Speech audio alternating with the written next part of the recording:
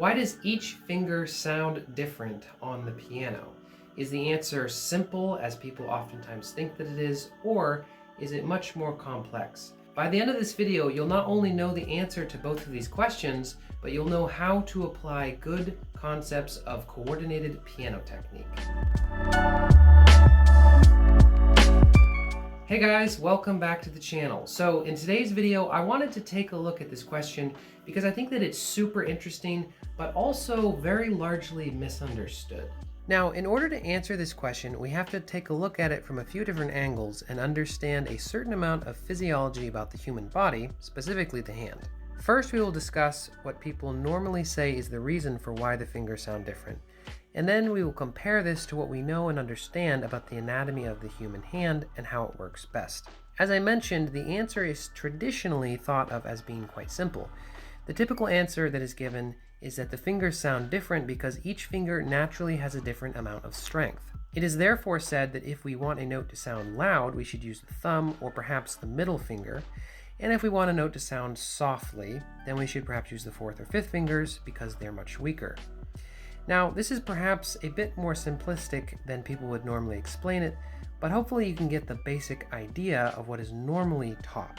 Now, if we look at the physiology of the hand, we can see that there are four very specific main reasons why each finger might at times sound different. The first is the relative difference in position on the hand. For instance, the fifth finger and the thumb are the outermost extremities on the hand, whereas the second, third, and fourth fingers are in the middle of the hand. The second element is that each finger varies in regards to length. For instance, the thumb and fifth finger are quite short, whereas the second and fourth fingers are slightly longer, and the middle finger, being the largest of all, is quite long. The third difference is that each finger varies in diameter or size. But there's actually a fourth reason that is very seldom accounted for, and it is the fact that the thumb is the only extremity of the hand which has a muscle in the hand. Let me explain. Muscles that control all of the fingers do not reside in the hand, but are actually in the forearm and are connected with tendons, whereas the thumb has a very large muscle in the hand that is used to control it. Now, if we take this at face value, it would seem that the traditional answer has a great amount of validity to it, but there's a few problems with this. Namely, that it assumes that we only play the piano with our fingers and must rely solely on the native strength of each. Now, thinking of playing the piano with only the strength of our fingers is sort of like saying we walk with only our feet or our toes, which is obviously absurd. Another problem is that it doesn't account for the differences in positions of the wrist. If one plays the piano with a low wrist, the relative differences of each extremity will be greatly exaggerated. For instance, the heaviness of the thumb and the weakness of the fifth finger will be much more perceptible. Whereas if one plays with a straight, more neutral wrist position, the differences may or may not be easily distinguished. In reality, the most efficient coordinated technique makes use of the fingers, hand, wrist, and forearm all as a unit together, which means that the relative differences in strength between the fingers has much less validity in how a particular note or passage may sound. And really what I'm talking about here is applying gesture to piano technique like form rotation, circular gesture, etc., rather than relying on the small muscle groups that control the fingers that tend to get fatigued very quickly.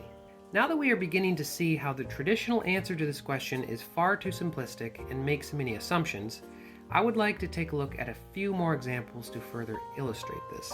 I've already mentioned the concept of using gestures to play the piano rather than only using the fingers, so why don't we start there? If we use a rotational motion of the forearm to play a note, say using the fifth finger, then the relative strength or weakness of that particular finger will not play a large role in whether the note is strong or weak sounding. Rather, it would be dependent upon the motion of the arm. This is the basic concept of using whole arm gestures or motions at the piano rather than solely relying upon the fingers.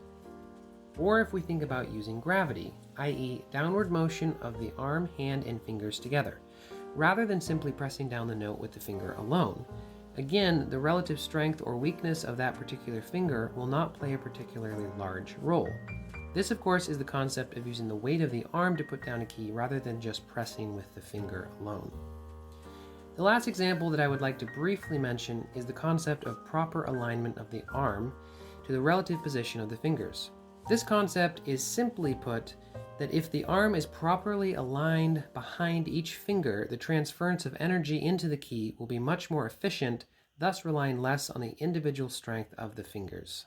So hopefully you can see through these concepts and illustrations how each finger does not necessarily naturally sound different, but only when we rely solely on the strength of each individual finger. And that rather than the painstaking process of trying to find a fingering which will allow us to use the strong or weak fingers in a piece of repertoire, it is far easier and more efficient to learn good coordinated technique that allows us to apply gestures to the pieces that we're playing, rather than relying solely on the strength of our fingers, which are controlled by small muscle groups in our forearm, which tire and fatigue very easily. Alright guys, so that's it for this one. I hope that the information in this video was thought-provoking, interesting, and informative.